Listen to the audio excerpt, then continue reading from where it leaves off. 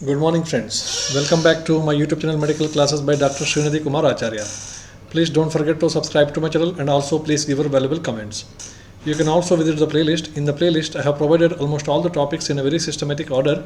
I hope you will make use of it. My dear friends, we have been discussing about general examination points. In the general examination, already we have seen the body constitution, then stature, nutrition, etc. And today we shall see one important point in the general examination, so that is temperature. So in the next coming classes we will discuss about this vital signs. The first is temperature, because vital signs they comes under the general examination. Okay, so now first let us describe about temperature. Yes, temperature is directly related to the body metabolism and the flow of the blood, isn't it? This is very clear. Because one of the main function of the blood is maintenance of the temperature. So our body has got particular temperature, and that temperature basically depends upon the amount of the metabolic activity which takes place in the body. Now, how much metabolism has to be taken place and how much temperature has to be maintained in the body to maintain the normal physiological and biochemical activities of the body is called as normal body temperature. Okay, this is called as normal body temperature. In case of newborn or neonates, when we call the same thing as a thermoneutral temperature. So thermoneutral temperature means it is a minimum, it is the normal amount of the temperature which is required to maintain the physiological and biochemical activities of the body with the utilization of the minimum oxygen and nutrients. So that is called a thermoneutral range of temperature. Okay, therefore the temperature is directly related to the metabolic activity. If the metabolic activity increases, temperature increases. If the metabolic activity decreases, temperature decreases. Because after the metabolism, there is production of the heat. The same heat will be considered as a temperature. Now, this is point number one. This particular temperature is basically maintained by the hypothalamus. In the hypothalamus, there is a set point for the temperature. Okay, temperature regulation system is there in the hypothalamus. So that is responsible for the maintenance of the temperature of the body. If the hypothalamus thinks that more temperature is required, then your body temperature will be maintained at a higher level. If the hypothalamus senses that if the more temperature is required, then ultimately all the proceedings will take place to increase the body temperature by increasing the metabolism. For example, in case of a fever, or in fever, which is what we are telling fever, or in case of any infections, bacterial infection or viral infection, when infection enters inside the body and causes the inflammation, then there is a release of cytokines and as well as the prostaglandins, etc. So this surge of cytokines, so that is responsible for increasing the temperature. Now, hypothalamus decides that to overcome this particular infection, this much of a temperature is required, because once you increase the temperature, then what happens is the blood flow will be increased. Once the blood flow increases, the amount of the immune cells which are reaching the site will be increased, and amount of the nutrition which is required for the cells in the site, that is also increased because of the increased blood flow. So one of the basic idea behind increasing this temperature of the body during the infection is actually helping our own body.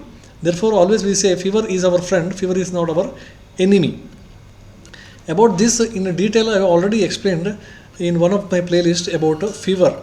Okay, approach to a child with fever. There I have in detail I have explained about all these physiological and pathological aspects related to the fever and how to do an approach to a child of fever. Anyway, we have got two types of temperature. One is core temperature and another one is peripheral temperature.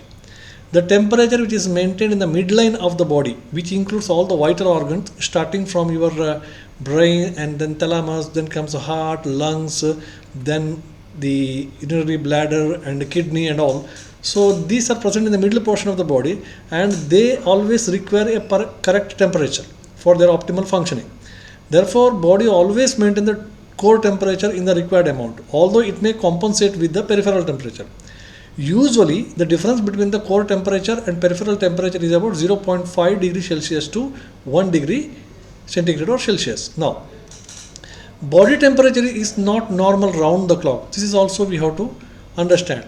morning, evening and afternoon, etc., the body temperature is always not normal. Normal body temperature in a adult is always 98.6 degrees of Fahrenheit, isn't it? But this temperature is not normal always. In the morning hours, usually temperature fall, and in the evening hours, usually temperature increases. That means the body follows the circadian rhythm. A rhythm will be followed. Okay, in the morning hours, about 0.5 to 1 degree of temperature fall is seen, whereas in the evening hours, about 0.5 to 1 degree of raise in the temperature will be normally seen, and this is normal. Okay, now this daily rhythm change in the temperature is consistent with a particular person. In a one person, always he will have the same pattern. Similarly, it's also for the race. For the person and race, this consistency will be maintained. Now, fever, what is the fever? So, fever is persistent elevation of the body temperature above the set point of the hypothalamus. As I told, hypothalamus will have a normal set point, 98.6. In case of the infection, etc., hypothalamus decide that this temperature is not sufficient, we would go for more temperature. So, then hypothalamus take different steps to increase the body temperature. Okay, so this will be also guided by the release of the prostaglandins, etc., from the infective organism. So that portion I have already discussed, therefore I am not going in detail. Now look into the fact how to measure the temperature. So temperature measurement requires some of the important precautions. Now usually we will go for clinical thermometer. I think clinical thermometer. So for the understanding of for the measurement of the temperature, this is also called as Fahrenheit scale, and this is also called as centigrade scale, and this is also called as clinical thermometer. Okay, now thermometer nowadays actually we will have digital thermometers are also there, electronic thermometers are also there, and we have got so many other methods of measuring the temperature after the corona time. Okay, temperature detection machines are there. Anyway, so but this is a basic thing that we have to know how to use the thermometers. Thermometers should be reliable. Number one, it should be reliable. Number two, thermometer should be kept in a position for at least 2 to 3 minutes. Okay, it should be kept in a particular place for 2 to 3 minutes. What is that particular place? Either in the oral cavity, either in the axillary cavity, or in the rectal area, because that area of the body where high blood circulation will be seen, so that portion will be selected. In these three areas, circulation of the blood is higher. Therefore, it is quite easier to measure the temperature. Okay. Now, for body folds, always we have got more temperature, like axilla, etc., because a lot of arteries passes through there. So it should be kept in any position, maybe oral, rectal, or in the axillary position for at least 2 to 3 minutes. So when you're keeping it, it should not be touched with any other surface. So you cannot hold the thermometer and keep like this. No. Okay, that will give the wrong measurement. And keep and leave it. Okay, don't touch it. Or there should not be any other substances which is touching it, like clothes, etc. Now, one more important thing is fan, etc., should be switched off, because it may again alter the temperature. Now, suppose when you are using the oral temperature, suppose you are taking the oral temperature is always, that means oral temperature is most preferred one, but it may be sometimes difficult to take oral temperature in case of children and small kids, etc., because they can break the thermometer, or it may fall down. So therefore, instead of oral, usually in the oral, the normal anything more than 98.6 degree of Fahrenheit is considered as abnormal. Okay, considered as a pyrexia. But if you are taking axillary temperature, for the axillary temperature you have to add 1 degree more. Okay, and if you take the rectal temperature, you have to minus 1 degree, because rectal area is highly vascular, and there is also presence of some of the bacteria, fecal bacteria will be there. So they may be the reason for increase in the temperature. Therefore, we have to do -1. In the axillary, we have to go for the +1. Okay, so if 98.99 degrees is there in the axillary, actual temperature is 100.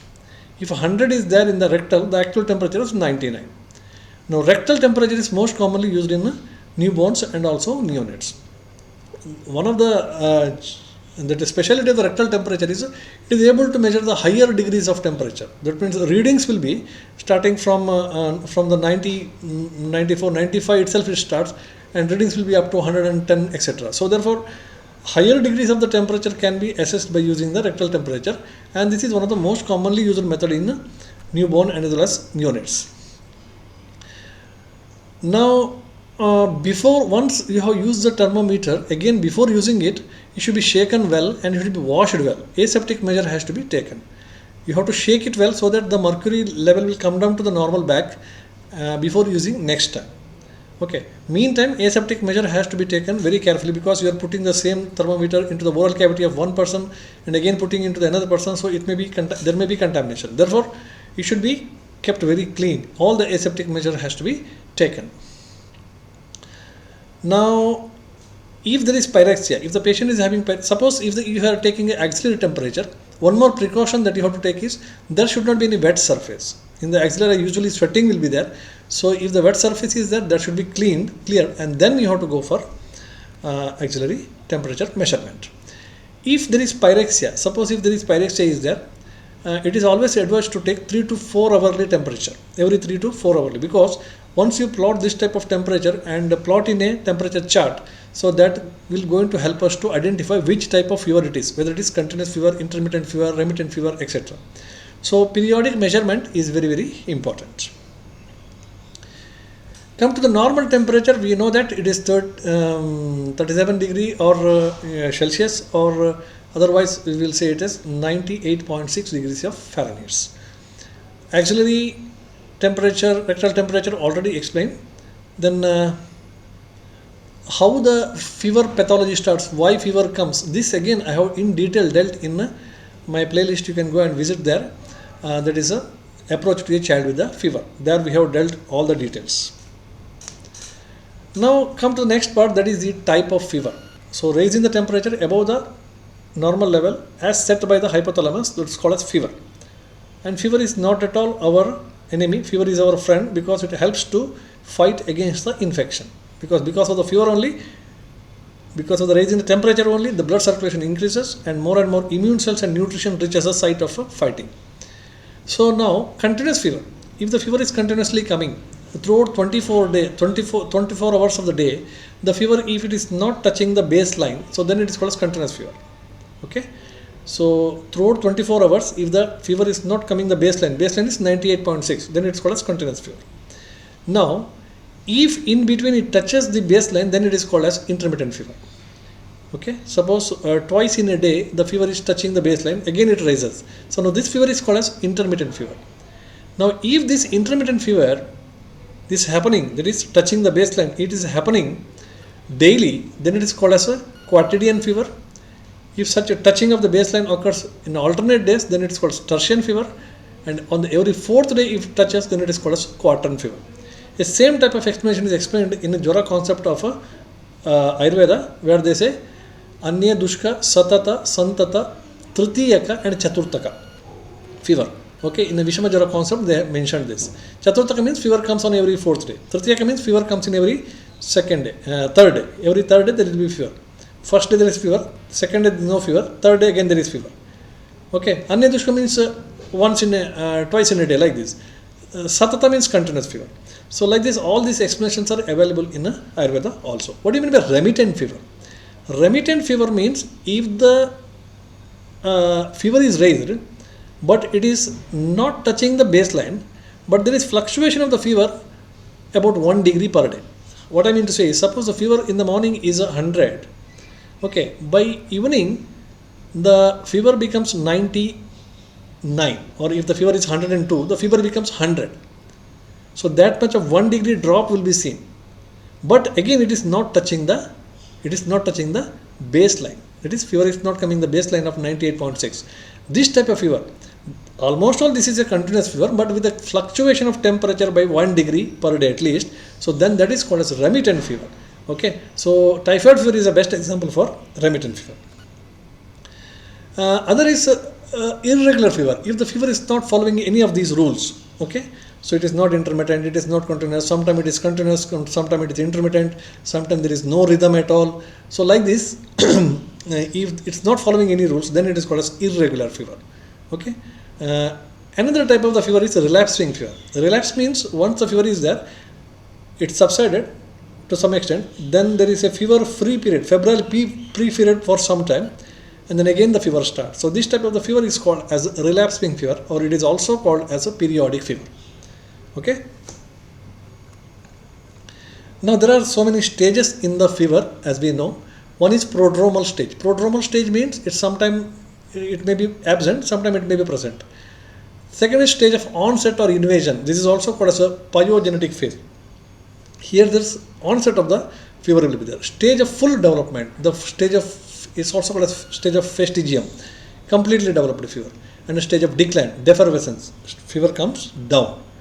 So onset of the fever, when you talk, onset of the fever may be acute, chronic or insidious. Acute means it starts very suddenly within 1 day or 2 days. Chronic means it takes so many days. For example, tuberculosis, slowly the fever go on rises. Sometimes it is in between chronic and acute, which is called as insidious, as we have seen in case of a typhoid fever. Fever may come down by crisis or it may be by lysis. Crisis means suddenly fever come down. Okay, so that's called as crisis, whereas fever slowly come down, that is sudden rise is called as crisis, sudden coming down is called as lysis. Sometimes fever may be associated with some of the additional symptoms, for example, chills and rigors and convulsion. Now children may have the fever with convulsion, which is commonly called as febrile convulsions. Okay, and sometimes there will be chills and rigor. Why this chills and rigor comes in case of fever? That is also I have explained in the previous videos of fever. Okay. Now, these are some of the important points which is related to the temperature measurement. In the next class, we shall see one more important point. Thank you.